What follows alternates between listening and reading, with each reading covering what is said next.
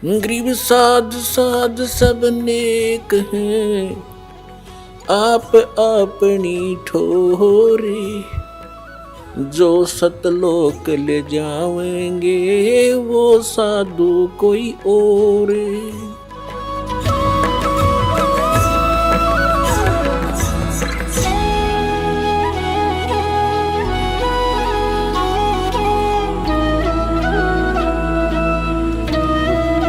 और दूसरी बात रही कि हम जो गलतियां करते थे या किसी चीज की हम लूट मचाना चाहते थे, दो कारण थे। एक तो हमारी परंपराएं इतनी विशाल बन गई और वो हमारी मजबूरी बन गई। जैसे विवाह करते हैं बच्चों का, विशेषकर लड़की का, तो हमने इस परंपरा को इतना बिगाड़ लिया, बेटी दुश्मन बना ली और गर्भ में मारने लग गए। किस लिए? कि ब्याह करना पड़ेगा, 2-3 लाख रुपये लगेंगे, और जिसके 2-3 कन्या होगी उसका तो मौत हो जाती थी। अब ये किस लिए हमने क्योंकि ये पैसे वाले जो मायाधारी मस्करे होते हैं, ये सब परंपराएं खराब करते हैं। और जो मीडियम साइज के और गरीब लोग हैं वो उनकी देखम देखा उसको करना पड़ता, उनकी मजबूरी हो जाती है। तो इस कारण से हमने सबसे पहले ये जो हमारी फैली हुई कुरीति और परंपरा है इसको खत्म करना पड़ेगा। बच्चों का संस्कार भगवान जोड़ता है और हमने उसमें बीच में जो हम अन्य ड्रामाबाजी करते, ये हमारी अपनी तरफ का एक्स्ट्रा वेजेंस है, ये व्यर्थ का खर्च है। जिसमें ब्रह्मा जी, विष्णु जी, शिव जी जो यहाँ के प्रधान हैं, जब इनका विवाह किया उस समय ना कोई बराती था, ना बाटी था, ना कोई जलेबी लाडू तारनिया हलवाई था, ना कोई डीजे बजानिया था। दुर्गा ने ब्रह्मा जी से कहा, बेटा यह सावित्री इसका नाम है, ये युवा लड़की तेरी पत्नी और तुम इसका पति, जा तुम्हारा संस्कार, अपना घर बसाओ। विष्णु को लक्ष्मी दे दी, जा बेटा यह तेरी पत्नी, तू इसका पति और जाओ घर बसाओ।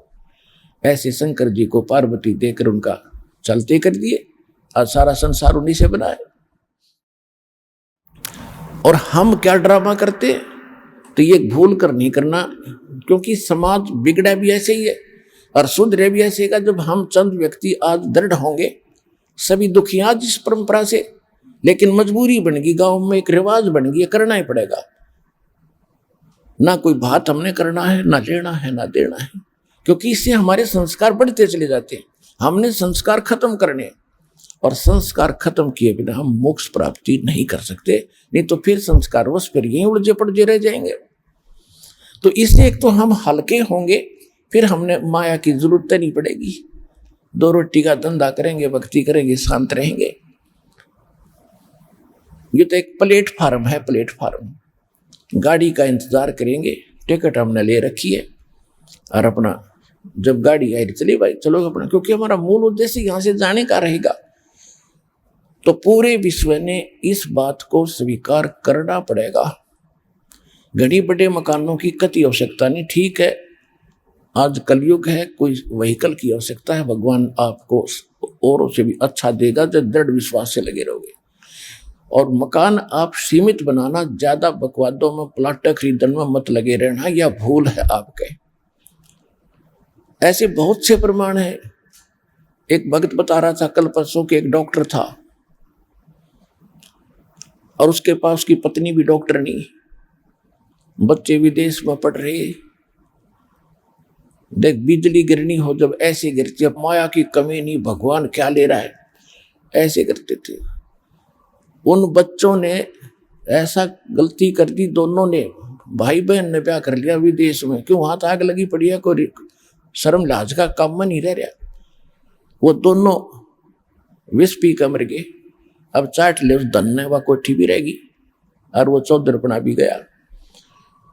जिनके लिए दुनिया को लूट रहे थे, एक इंजेक्शन ला कर 100 रुपये 500 रुपये रख दे, ये विष खाया। और कहते संसा शोक सराय में सूतक दिन राती, और जीवित जग में जूते पड़े फिर जम तोड़े छाती।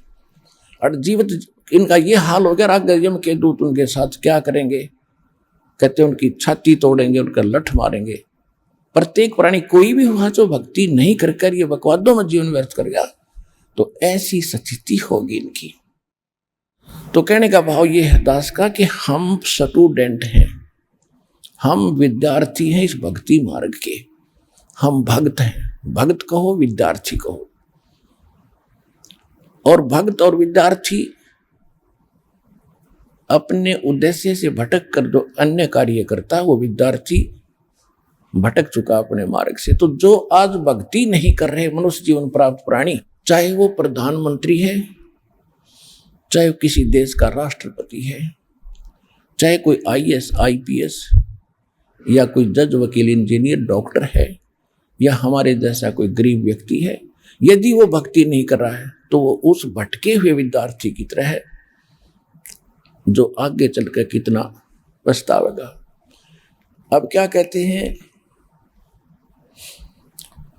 सूक्ष्म वेद में परमात्मा ने क्या बताया है कि इस मन की एक ऐसी आदत है, इसको सच्ची बात कहे और इसके हित की कहे कति नहीं माने, और इसने बकवादों की बता दे कति खुश होकर लग जाएगा। अब जैसे राजनेताओं की रैलियां होती हैं, वहां पर क्या होता है कि ज्यादा 2% व्यक्ति हैं जो उन राजनेताओं से लाभ उठाते हैं और 98% धूल फांकते फिरते हैं, वो सूखी जय बोलते फिरते। और उनको न्यू कह दे चलो सत्संग में रहो, कौन क्या करेंगे, सत्संग में क्या ले रहे हैं, और उनको न्यू कह दे चलो रैली में चलेंगे, चलो जब झंडा उठा लेंगे, या कोई बात हुई। और फिर जैसे एक भक्त बता रहा था जी, मैं एक अपने मित्र को कह रहा था कि सत्संग है बरवाला चलोगे, वो कहने लगा भाई टाइम नहीं, अभी तो मैं फिर देखूंगा, आज मुझे टाइम नहीं है। वो कहने लगा कि रात का सत्संग सुनकर वापस आ जाओगे, मेरे पास व्हीकल है, अब चल और सत्संग सुनकर सुबह आपको आपके काम से पहले छोड़ दूंगा, यहाँ पर रात का सत्संग सुनावांगे, दर्शन करके आएंगे, दीक्षा ले लिए। बोला ना टाइम नहीं, ये टाइम नहीं, फिर देखूंगा फिर देखूंगा। कहने लगा कि मैं वहां खड़ा होगा, किसी दूसरे मित्र से बतलाने लग गया। इतने में कोई और व्यक्ति आ गया, मेरे से 10 कदम दूर गया था वो।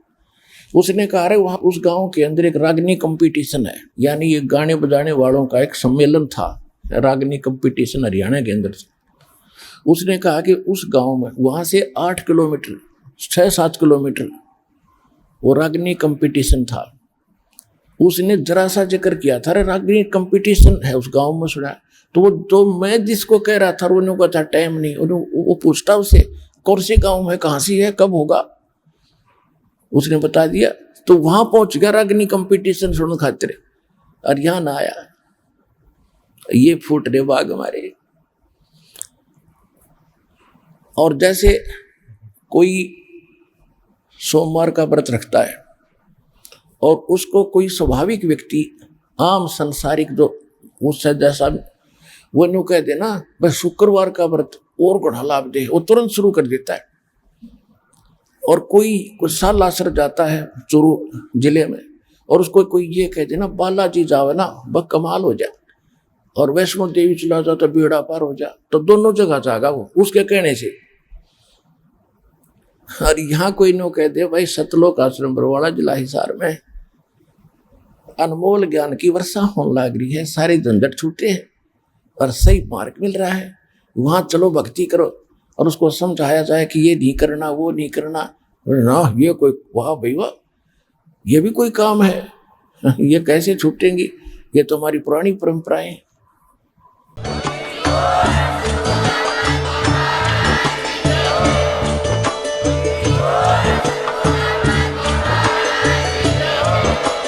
आप सुन रहे थे जगत गुरु तत्वदर्शी संत रामपाल जी महाराज जी के मंगल प्रवचन। अधिक जानकारी के लिए विजिट कीजिए हमारी वेबसाइट www.jagatgururampalji.org। संत रामपाल जी महाराज जी के शुभ आशीर्वाद से पूरे विश्व भर में 500 से भी ज्यादा नाम दीक्षा केंद्र हैं, जिन पर संत रामपाल जी महाराज जी द्वारा ऑनलाइन निशुल्क नाम दीक्षा दी जा रही है। अपने नजदीकी नाम दीक्षा केंद्र का पता करने के लिए संपर्क करें 8222880541।